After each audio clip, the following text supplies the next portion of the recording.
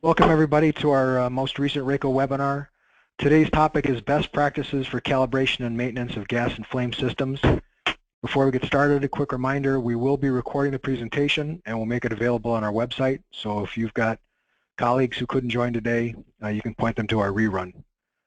Presenters for today's session are Jim Benke and John Gravel. Jim Benke is a field sales engineer with RACO. He's been involved in the design, startup, and calibration of hundreds of gas and flame systems over the last 2 or 3 decades. Systems ranging from simple carbon monoxide and parking structures to extremely complex systems monitoring high hazard gases where measurements and alarm levels were measured in fractions of a part per million, part per billion levels. He's a field sales engineer with RACO and a member of the RACO management team, and we welcome him and his great experience to the session. I'm John Gravel, VP here at RACO. Similar to Jim, I've been involved in gas and flame systems for a pretty long time. Over that time, I've seen some patterns that seem to come up over and over with these types of systems. Jim and I were kicking those around one night, and that's really the idea for this webinar. Jim, can you kick to the next slide? So here's some rules of thumb, things that he and I have seen and have experienced. First concept, sensors go into alarm for a reason. It might not be the reason you want, but there's a reason they behave and do what they do.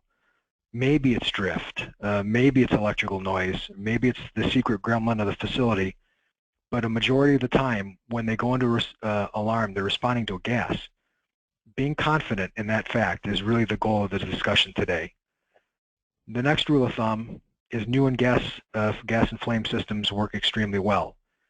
Reasons are that everybody's engaged and focused on the new system, the new behaviors, the new activities. The startup and training takes place as part of the installation routine. It's fresh in everybody's mind. And the other key reason is that if there's something you don't like, you don't pay for it. So things get corrected, things get fixed as part of the capital expense. All these systems get older, right? We all do. And what we've experienced is sometimes the systems work very well over time, and other times they don't. And the most common predictor of a system's performance that are older is directly related to the time and energy spent maintaining them. It kind of makes a side point, or brings us to a side point, and that is you'd be better off without a detection system than to have one that's not working. And really, here's why. Jim, can you forward the slide? So when you've invested in a fixed monitoring system, the first step in the process is what behaviors do you want to see? So we engage customers in that conversation, and the answer is something like, if it gets to first level alarm, I want the yellow light to come on, and I want the employees to do this, whatever that is, leave the space, let's say. If it gets to second level alarm, I want the red light and horn to come on, and I want everybody to walk down the hall to the rally point or something. It's very clear, concise, to the point. Everybody's trained and up to date on it. Problem is, if the system's not maintained, people will start to lose faith in it. So the kinds of sensors we're talking about today are sensors that age and drift. And if you don't fix the drift, they start to not behave as expected, and expected is in air quotes. Confidence in the system and what they're telling you starts to drop. So what we tend to hear in these cases are things like, you know, if the employee's saying, "Oh, that thing always goes off," or it's never worked right, or some version like that. When you dig past the surface, you really end up finding that you can't blame them for the thought. They've learned or experienced over time that when the light goes on, it's not necessarily because of gas. You hear people talk about false alarms. And so they start to disregard it. I've actually been in situations in plants where I've seen duct tape over the audio alarm. I've seen a leather glove covering an annunciator light. It's not that somebody's trying to hurt their coworkers or get somebody else injured. They've just learned or somehow decided that the alarm situation is not associated with a real hazard, and they don't like to be interrupted. You can see where this is leading, right? So now the one time in a million you need the employees to walk down the hall or go to the rally point or do what you designed the system to do, they don't. They do what they've started to learn to do, and that's ignore the alarm. So the agenda, and Jim, if you can forward it, please. Agenda for today's discussion. We'll review some terms. We'll discuss the frequency of calibration and testing. How often should that take place? We'll dive into selecting the calibration gas types and concentrations. There'll be a kind of a wrap-up of developing and maintaining trust in these systems, and then a quick discussion on record keeping, and then we will finish with questions and answers. Before, as we sent off the invitations, we got some great questions already, but I want to take this point to ask everybody, you should have a question bar on your GoToWebinar box. If you've got questions, please send them off to us. I also can see that we've got some very experienced people here on this with us. So if you have suggestions or experiences that you think would be helpful to the group, share those as well. So both questions and experiences with gas and flame systems and maintenance, let's all share this so that we can all get together and improve. So let's get into it. Next one, Jim. So let's go through some definitions. So first definition comes from an IEC report or a discussion, and it talks about bump/function check. The idea is that you challenge a device with a known concentration of gas, you confirm that the sensor responds in spec, plus or minus your tolerance, and you confirm that the alarms activate. The next definition is calibration, right, where you make adjustments to make the output match your calibration standard. The history of these definitions was really driven by portable gas detectors. There's lots of confusion about whether or not they needed to be bumped or calibrated, and the frequency and discussion on that. It makes a lot of sense for portable devices where you've got the alarms in your hand. They're isolated to your portable device. Back in the old days, and the reason these definitions were put out there to clarify, people would blow on the gas meter to set off the O2 sensor. If the alarm went off, they'd say, okay, the meter works. All that really told the person was that the O2 sensor responds, but what it couldn't tell you is whether or not there's chewing gum covering all the other sensors, eliminating their ability to sense gas. So these definitions where you check all the sensor outputs, you make sure all the sensors respond in the way you want because it is a life safety device.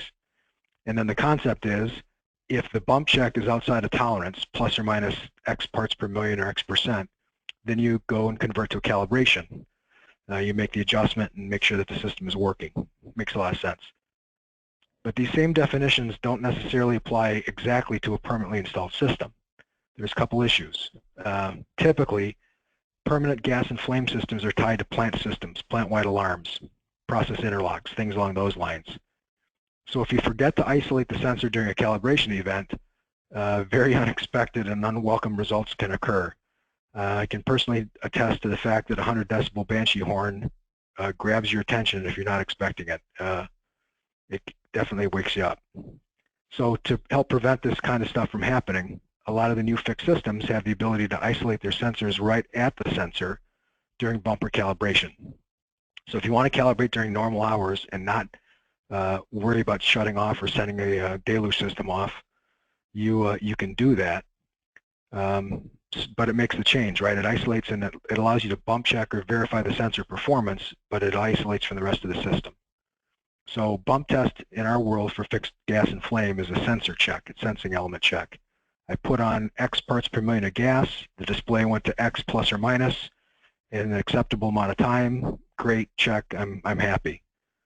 Calibration is the same, right? So I put on X, 10 parts per million, I made the adjustment to make the sensor read 10 parts per million. But then we separate out the system function check to address this alarming isolation issue. The idea is I expect a yellow light to come on at 50 parts per million. I confirm that the light lit up. Red light comes on at 100, and I expect the security to come investigate, and it did that. Because of the changes in the isolation of the signal, there's advantages to it, but in my opinion, what I've seen is that this final check of the overall system gets overlooked the most. My most recent example, I was at a facility where we were doing an audit, and we expected the security system, the security contractor, to show up. Their protocol was that at a high-level alarm, an alert message goes to the security person, and they're supposed to come investigate. We made an audit of the system, and nobody showed up. So you peel back the onion, you find out what's going on. The signal was sent, the information was up at the guard station, but the misstep was that there was a new security contractor that was hired. They were assuming somebody else was taking place. They were never told that this was part of their job function. So we had a miss in terms of the safety steps. It was just an overlook, but without the function check, without the audit, there was really no way to confirm that people were still doing what you wired them to do, you expect them to do. Final point here is that the important thing, however you use the definitions, is to make sure that everybody is on the same page. If you design a test system and you say, go test the system, everybody understands what's going to happen, who's responsible for calling the fire department to tell them not to show up, or who's going to make sure that somebody does show up. It's just making sure we've got good expectations. So Jim, next slide. So, and one more, please. There you go. So now it's frequency calibration. So you develop a test plan, you've got an idea of definitions. Now the question gets down to frequency. It's a great question, and a lot of times we get answers, or we hear answers that aren't necessarily right on the button. Most customer documents I've seen will refer back to manufacturer recommendation, and then most people assume the manufacturer gives a date. But there's a lot more to the answer, that answer than just the reference. So I've got a copy here from one of our Honeywell sensors. To be clear, this is not unique to Honeywell. This applies to any manufacturer of gas and flame systems. If you really read through what the manufacturer is saying here, they're saying the maximum interval is 6 months. They're saying you can reprogram it according to site procedures to assure highest level of safety. What they're saying is that really has to be on you. And further on, they're pointing out here in the case of a catalytic sensor, there are issues that could cause desensitization of the sensor. And the point here is that you've got to figure that out. The customer has to figure out in their own experience how the sensor is going to behave and how they need to develop the test plan. So this gets back to something that Jim was going to touch on and concentrate on, but the point is that manufacturers do not dictate calibration cycles. They give recommendations based on their experience in the general sense, but because every site is unique, every site is different, their calibration interval, and again, we're talking about the need to adjust, not talking about the frequency to bump or verify the system performance, but the adjustment requirement still needs to be validated by the end customer. And the next slide, Jim, I don't know if you wanted to drill down into that. Yeah, I think really the only thing that I wanted to add to this slide was, you know, when you think about how often you, in your particular circumstance, think how much calibration is really required, we've worked with customers in the past that ask themselves the same question, and they're really not sure where to start. So what we've done and what we've suggested is, start with a quarterly calibration, or start with a quarterly calibration in critical areas and see how it goes. Do that for a year. If everything seems to be going fine, back it down the second year. Maybe do it biannually. So again, this frequency of calibration really needs to be determined by the customer and the conditions that the sensors are at, where they are located, and how critical it is in those specific areas. So again, it could be a hybrid type system. Maybe I calibrate the tank farm less than I calibrate the production area. So again, it's something that needs to be discussed and talked about and make some decisions on. But again, it's a flexible, fluid way of doing things, and it can always be adjusted. That's a great point.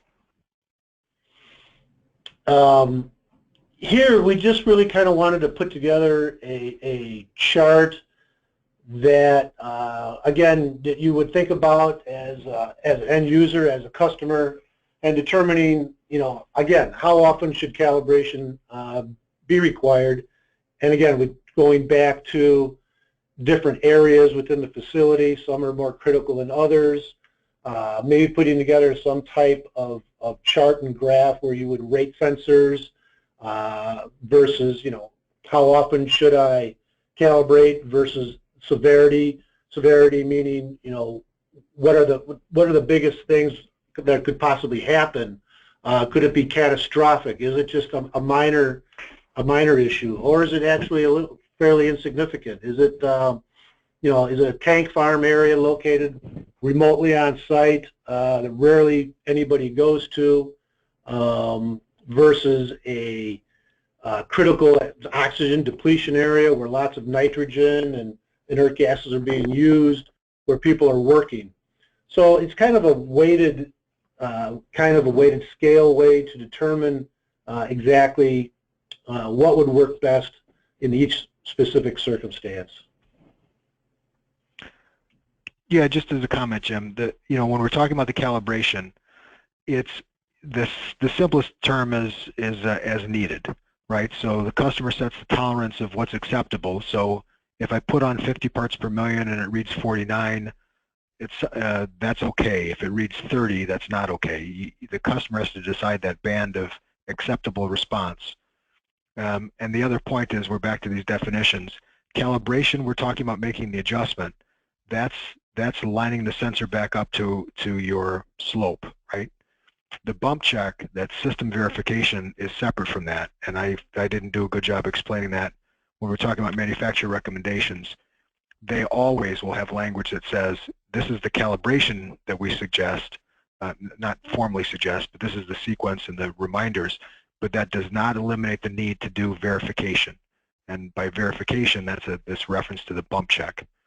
Testing to make sure, and I'll touch on that a little bit in a later slide. Okay.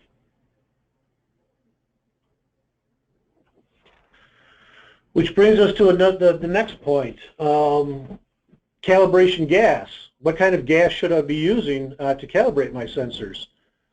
Good general rule of thumb is you want to use calibration gas that matches the exact gas that you're detecting for. So you'd like to calibrate a CO sensor with CO, and again, a known concentration. Typically, you can get those very readily, 50, 100, 200 ppm gas cylinders.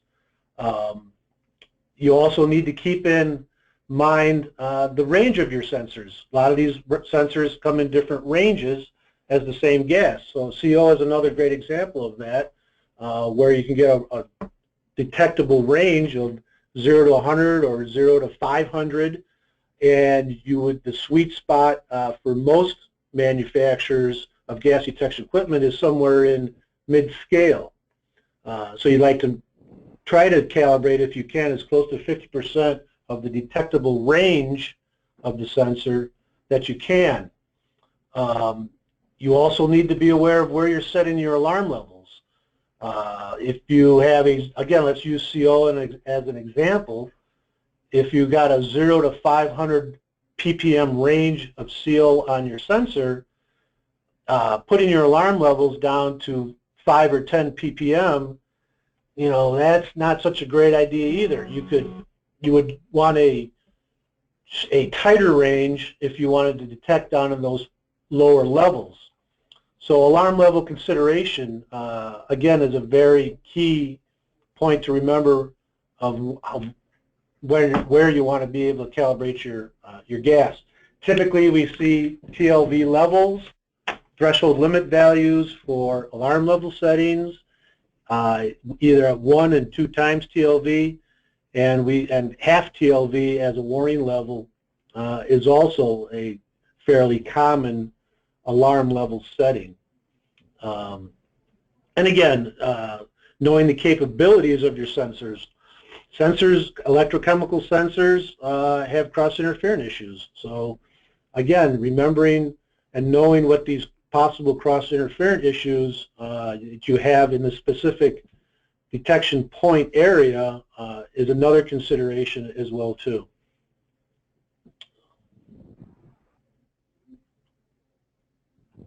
For combustible type sensors, in particular the catalytic bead sensors for monitoring combustible gas, there's kind of a star rating that is attached to the different kinds of compounds of the combustible sensors. So what you see here is a very partial chart of a number of combustible gases and their star ratings. So what does all this kind of really mean? Well, methane and hydrogen are very, very common combustible gases to monitor for that we see out in the field.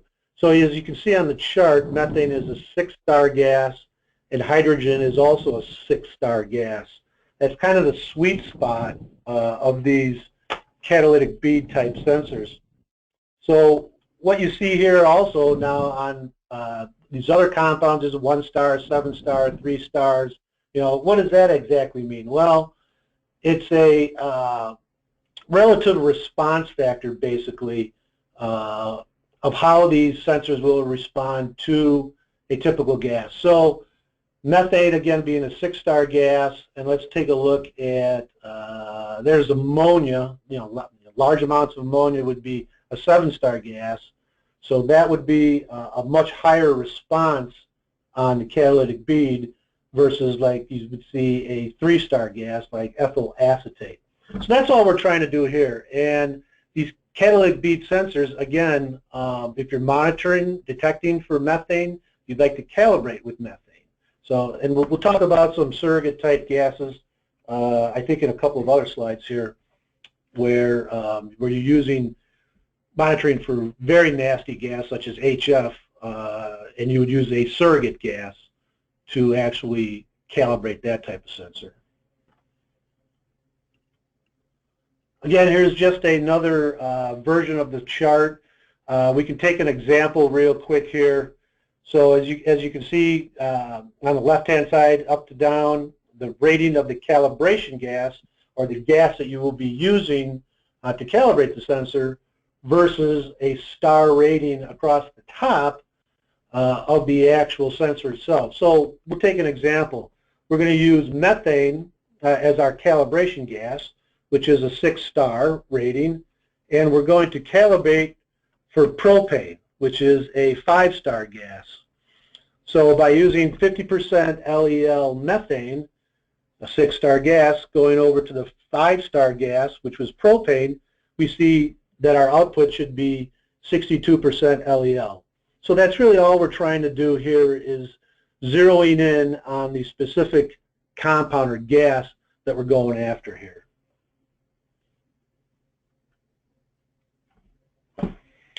And again, here we go. We talk about, again, what kinds of gases to use and the concentrations. So this looks like a double slide here for some reason. Yeah, it's just a summary. Yeah. So anyway, let's just talk about surrogate gases for a minute, as we didn't in the past. Again, so for example, you know, in an HF sensor, you're not going to really want to be carrying around calibrated cylinders of HF gas to calibrate your HF sensor. So manufacturers will typically recommend a surrogate gas. For example, I believe chlorine would be a surrogate gas for HF calibrations. And you would have, the manufacturer would also supply the numbers for you. For example, you know, if I apply 5 ppm chlorine gas as my calibration gas, my output for HF on the sensor should read, for example, 7 ppm. So that's all that we're really trying to say here. So when you got something very nasty, some nasty gas that you're monitoring for, typically there will be a recommended surrogate gas with the proper numbers that you would use to tweak your final sensor.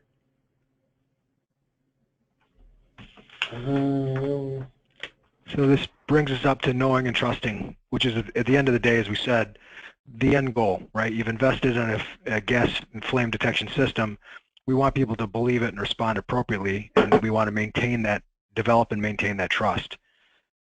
So in the fixed gas world, we've heard from customers that they've been told by their vendors that their sensors don't need to be calibrated, and sometimes that's been interpreted as that it doesn't need to be tested.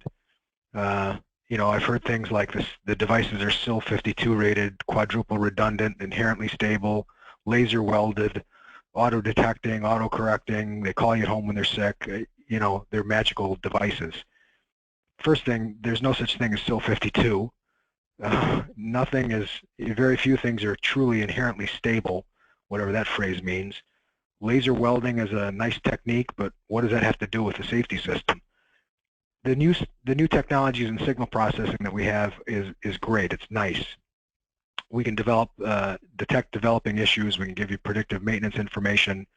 It really is valuable in helping reduce maintenance costs and the like. But if somebody puts a baggie over the sensing element, the sensor has no way to know that, and the gas will never be able to get to the sensor, and it will never function the way it was designed. Any system can get defeated either on purpose or by accident, and this kind of circles back to this concept of bump testing. Regardless of the stability of the device, nothing is better than putting a set of eyes on a device, making sure it's where it is, it's not covered with anything, confirming it responds with gas, applying gas to it. You can't beat that verification and validation of the system. Couple examples here, a recent one. Went to a customer site that's an oil extraction facility. They use hexane. That's their LEL component. And I was complimented about how great our sensors were. Now, I love compliments as much as anybody, but I had asked why they thought that. And so the engineer pulled up a data historian, a trace over the last several months, and the output of the LEL sensor was 0 to 1%. And he said, look at how stable this thing is. And, I should have left that alone, but I ended up saying, okay, help me understand this. From what I remember this process area, do you really believe there's never any combustible gas there? And the answer was, well, no, there's always something being spilled or dripped or whatever. So it didn't make sense, right? 0 to 1%, something didn't seem right. So we took a walk out, and the sensor, lo and behold, the sensor was caked in about 2 or 3 inches of the oil, fully encrusted, encased. So it wasn't putting a fault condition into the sensor, it was just basically blocking it. Nobody had done it, it was just overspray that had accumulated over the time, plugging up all the ports on the sensing element. Covered in oil, no way it could do its job. It's a great example of, without putting eyes on it, you don't know that. You wouldn't have known that system was isolated or able to perform. The next part of a system, right, the system that you put together is the annunciation and alert functions. And it's not uncommon when we do system audits to ask a group of people, okay, tell me what happens when the system goes to a warning level. And you end up with 3 different answers. One person says the yellow light comes on, another person says no, the green light turns off, another person says no, that got changed, it's a blue light, whatever it is. There's not commonality of understanding. The other piece is, if you're not testing those systems, we've been in situations where we expect the light to turn off, the alarm driver is going, the relay is engaged, but the light bulb is burned out. So without putting a test to the system, and so now we're not talking about bump checking just at the gas detector, but without verifying what takes place at the system level and confirming that people do it exactly what you think you want them to do, there's a gap or a potential gap that can exist. Jim, we can go forward on this one. Mm-hmm. So there's an old adage, so now we've got a plan put together. There's an old adage that if it's not written down, it never happened. So we are talking about life safety systems. Probabilities of things happening are extremely low, but all of us here on this webinar, our jobs are really focused on being prepared for the one thing that may happen. And the fact is, we don't want to answer a lawyer with, I'm pretty sure the sensor was okay, or I kind of think I calibrated it last March. You don't want to have that wiggly, wishy-washiness. Bunch of different ways people track the calibration data. We use a program where we track zero and span as found data from point to point, trying to zero in on problem sensors, but it could be as simple as a spreadsheet or a piece of paper. It really is your plant. There's a few things you probably want to cover. First thing, obvious thing would be the sensor ID, making sure we're talking about the same sensor. You've identified that this is the one you're looking at or testing. So if I say northwest carbon monoxide sensor, everybody in the plant understands it's the one over in that corner. The other thing that you'd probably want to keep track of would be the lot number of the calibration gas. Jim was talking about these reactive gases and using correlation factors. It's absolutely critical in those situations, but even if it's something simple like an LEL or an oxygen sensor, you want to be able to trace back to the reference point that you use. The assumption here, assume that at some point you'll be challenged by a lawyer who's going to ask, how did you do it? How do you know you were right? It's best to be able to answer, I used lot number 1, 2, 3, 4, 5, and here's access to the assay data. You want that detail. Certainly you want to have date information and who did the work, and that sets probably the minimum. If you've got the ability to track more information, adding the as found values and as left, I put 0 gas on it, it was reading -2. I put 50 on it, it was reading 38. That's probably helpful. And then any observations that you make, it can be included on the sheet. I'm not a lawyer, but I would suggest that if you make an observation, make sure there's a process of responsibility to correct it. You wouldn't want a paper trail indicating that you've got a problem sensor that was ignored. The Y side, we've kicked to death. We're all in the 1 in a million chance. If something happens, we want to be organized and prepared, and we want to prevent it as much as possible. The next slide that we've got here just is a quick example of a data collection table, simple spreadsheet that we've had customers use. It's got basic information, pretty straightforward. Some people use 1 sheet per sensor, so they've got a rolling history by device, by sensor type. Other people do 1 sheet per calibration sequence.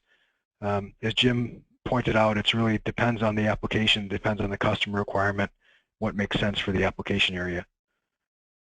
Keeping in mind here, if you do, whether it's on this system or whether you do a separate sheet, if you do a system test, the alarm function checks, you can record that, or you should record that as well. We have a cause and effect matrix we use. We summarize what we expect to happen, and then as we check it off, we confirm it. But it could also be done as a written observation. Applied 50% LEL test gas, confirmed alarm 1, went yellow light alarmed, etc. So next slide, Jim. Okay. So basically, we're getting toward the end here. Just kind of going to summarize everything, and then add a couple of other things that you need to have in consideration when going out and calibrating your gas detection equipment. This is safety equipment. We want to be safe out there. There's no doubt about that. You want to make sure if there's a central alarm panel or a control room or something that's controlling all your outputs, your lights, your horns, your buzzers, your louvers, all this and that. It's always a good idea to talk with those people and make sure that the alarms are disabled when you're performing calibration work or bump testing work. It's happened to me where that hasn't been done, and you start firing off all these lights and horns, and everybody starts looking around, and all of a sudden the parking lot's full. That's really not what you want to have happen. So you want to try to be prepared for that. Talk to the right people. Make sure that the lockouts are in. The annunciation is off. You want to make sure that your sensors are easily. It's easy to get to them so that you can calibrate them. You don't want things in the way. 55-gallon drums, start having to move those around. Maybe you have some sensors that are high in the ceiling. Do you have a man lift or a scissors lift available to get up there? Do you need ladders? So you need to keep these things in mind. Can you get to everything? Sometimes there's storage rooms that are locked, and you need security to let you in. There's nothing worse than standing around and waiting for a door to be open so you can calibrate your last sensor before you go home. That's not fun. So and making sure again that all your record keeping is done properly and done well, signed off by the end user, the customer, and a copy left with them for them to do. So basically, really, you want to be out there. You want to be safe. You don't want to be this guy on the ladder in the middle of a pool, drilling through the ceiling with extension cords hanging in the water. I think that's kind of self-explanatory. But again, you want to be safe out there. These are safety systems. We're safety professionals. We need to do things right. That brings us to question time. I think, John, do you have the questions on your end? Yeah, there's a couple that have come through, and we had a couple that came through first. The first one that we got was a question about calibration frequency wearing out sensors. So does calibration or will calibration wear out a sensor? Can you over-calibrate? The question was, do you use up the electrolyte? And I think they're talking about electrochemical sensors. Can you over-calibrate or burn them out? Jim, you want to grab that? Do you want to go? Do you want? Well, the answer is, why don't you go ahead and take that one, John? Yeah. So technically, this is going to be a wishy-washy answer. So technically, yes. If you put gas on a sensor, you're using it up to some degree. The trade-off is the risk versus that incremental cost. If you think about it, just for numbers, right? Think of an electrochemical sensor as a battery, as a capacitive tank. So the design, and this is not straight math, but let's say the design is 10,000 ppm hours of capacity, meaning it could be 1 ppm for 10,000 hours, or it could be 10 ppm for 1,000 hours. That's kind of let's think about that as the capacity.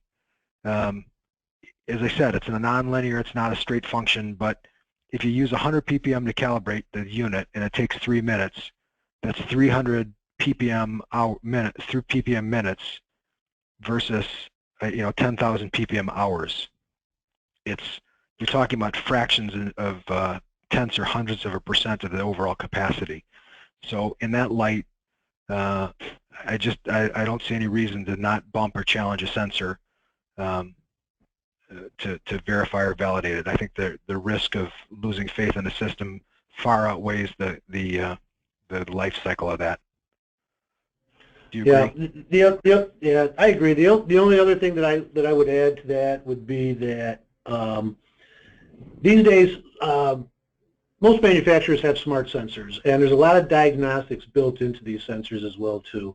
So they are checking themselves.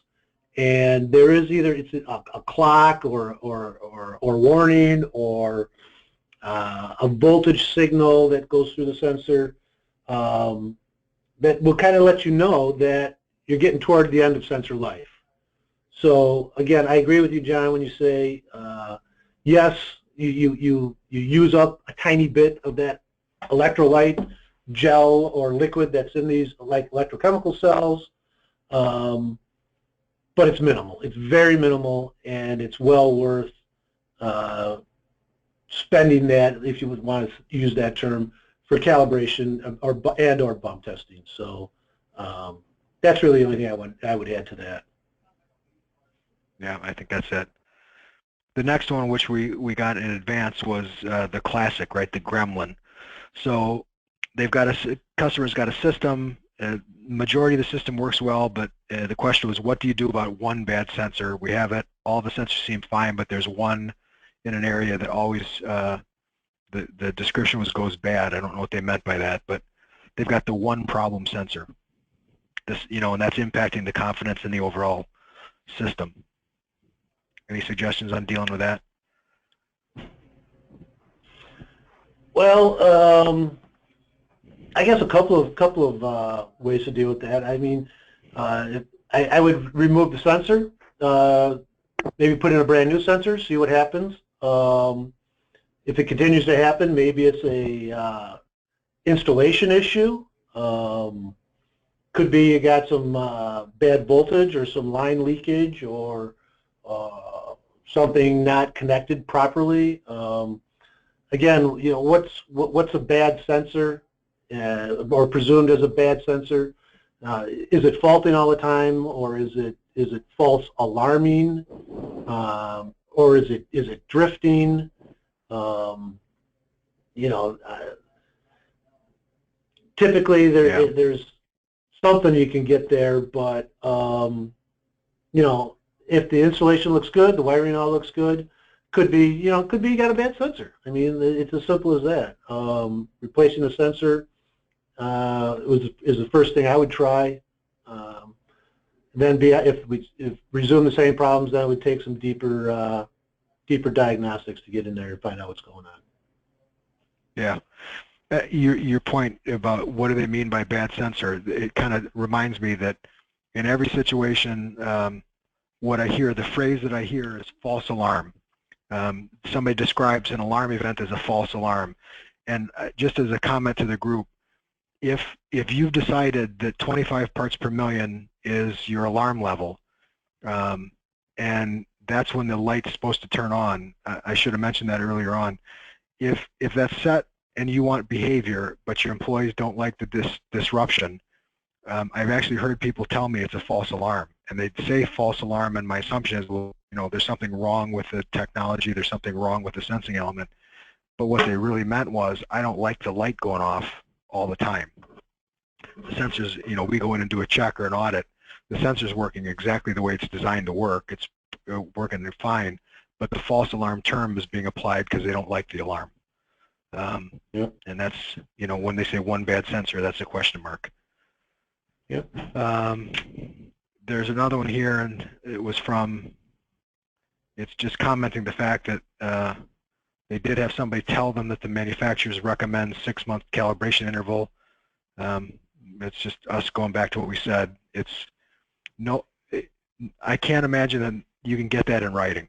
So people say lots of stuff, but I can't imagine that you're going to get a major legitimate manufacturer of a life safety system to say without a whole lot of research and development specific to your application area. I can't imagine that they'd come back and say, do not calibrate, do not bump check, do not verify this life safety piece of equipment. I'd be shocked if somebody did that. Mm-hmm. Have you ever seen that, Jim? Have you ever seen a manufacturer put in writing the calibration cycle? No, I see mostly generalizations, or yeah. You know, like we said earlier, you know, maximum time between calibrations. Again, this is a case by case, in actuality, decision that needs to be made. And you know, we talked about it before. Some areas are more susceptible to harsher conditions than others, and maybe you might want to bump and or calibrate those sensors more often than you would. That's one sitting in an air-conditioned room that's controlled at 45% humidity, 72 degrees all day long. Maybe that one doesn't have to be bumped or calibrated as often. You know, you need to take a look and make these determinations. Yep. And then the other one here is about cal fault, not being able to calibrate a sensor. It's hard in this format. So I guess I'll comment to the asker. Since we can't get information conveniently because we're going through this webinar function, feel free to contact us offline. But our approach is that we're always going to ask you a ton of questions, right? So when you say it doesn't calibrate, we can walk you through the steps, you know, confirming the calibration gas, but we like to understand when you say it doesn't calibrate, what it does or doesn't do, because that leads you to whether or not it's a sensor failure, or whether or not it's the flow rate of your regulator, or whether or not it's, you know, could be something like a bee's nest in the sensor guard. you kind of hear me harping on bump checking, verifying performance, and doing the system check, verifying the alarm lights. We've seen, the example of the oil on the sensor. I've seen baggies over sensors, and I've also seen wasp nests in those sensor weather guards. So there are all sorts of ways that you can prevent gas from getting into the sensing element. And at the end of the day, we're talking about a device that the gas needs to get to the sensor in order for us to alarm or tell you what's going on. Anything that occludes that, anything that blocks that, is a hazard. Some technologies you can address that. You can address stuff in the beam of an optical device, but that doesn't eliminate the possibility of a baggie. And I keep coming back to this. When they say they don't calibrate, we like to understand why. We like to understand the reasons why, and then make sure that you can put a program together to test and correct and verify that that's not going to continue to take place. Because at the end of the day, we're talking about life safety systems, and as we said earlier on, there's nothing worse than an alarm going off and people standing around and not responding the way you want them to respond. To us, that's not a good day. Yeah. Demand-based calibration. So this is, Jim, this is one. They're talking about going to a demand-based calibration. What are your thoughts on demand-based calibration? So it looks like they've got diagnostic data, so it looks like it's a new system. I guess I would ask,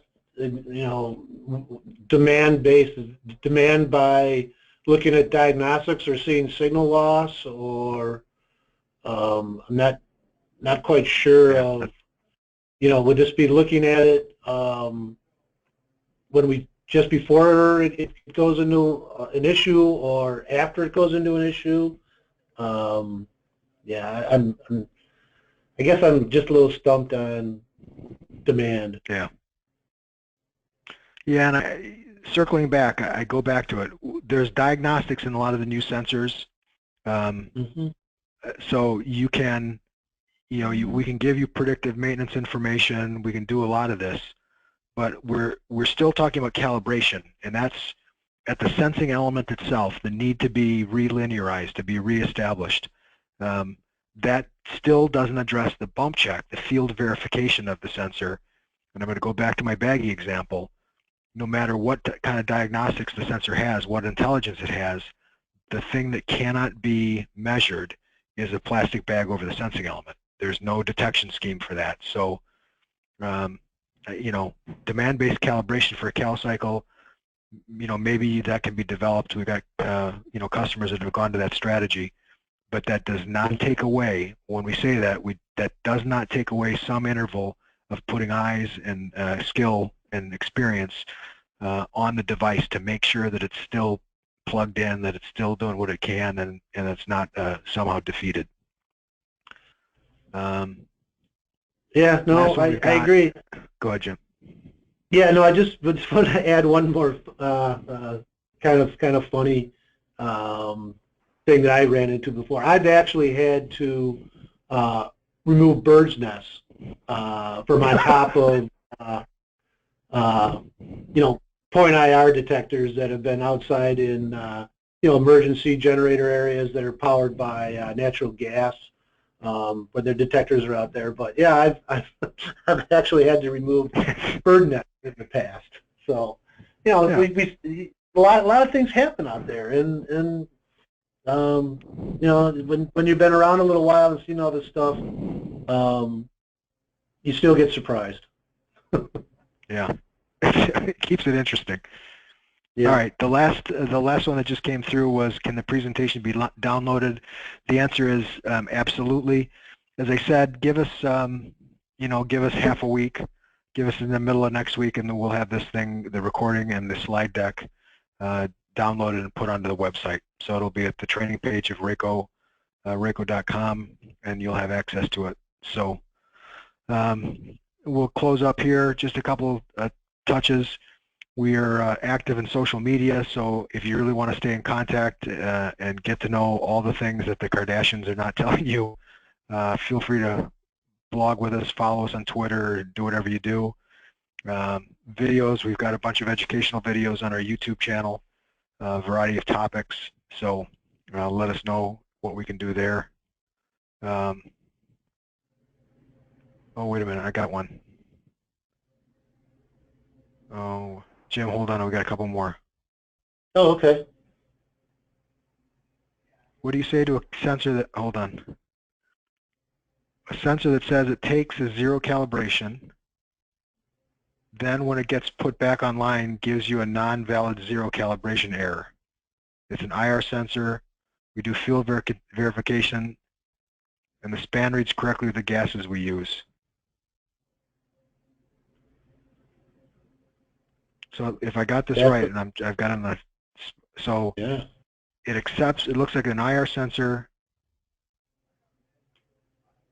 It takes a successful zero cal, you take it out of cal mode, you put it back online, and then it immediately gives you a non-valid zero error. Huh. That's an interesting one. Yeah, there's more questions on that one. So to the person who was asking that, if you could send us a question, john@rayco.com and jim@rayco.com. I guess I'd like to get back and have a conversation to understand a little bit more about the details. Yeah. If you're coming back offline, but it's not remembering, I need to understand what that was describing. So if it's happening immediately when you come offline, what do you think, Jim? Could it be a suppressing? So the ratio could be going below zero? The first thing that comes to my head is if it's connected to some kind of transmitter, maybe the electronics in the transmitter there's something wrong, something going on inside there. Maybe it didn't read it. Maybe it tried to read it and couldn't. I don't know. Yeah.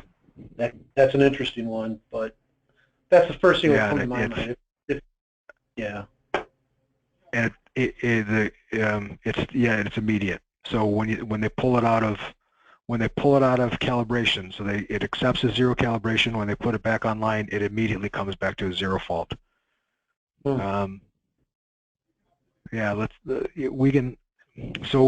take that conversation offline and we'll drill down into it a little bit deeper. Because that's a good one. And then the question about sending an email confirming attendance. We don't do that typically, but if you can send me an email, john@rayco.com, I can send you that if you need it for your employer for whatever purpose. So just please send me an email, and so I know where to send it, and we can send off a confirming email of attendance.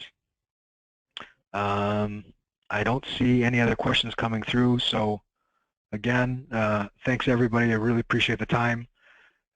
We do not have a next webinar scheduled yet. We're going to take a break for the holidays and not have one in December.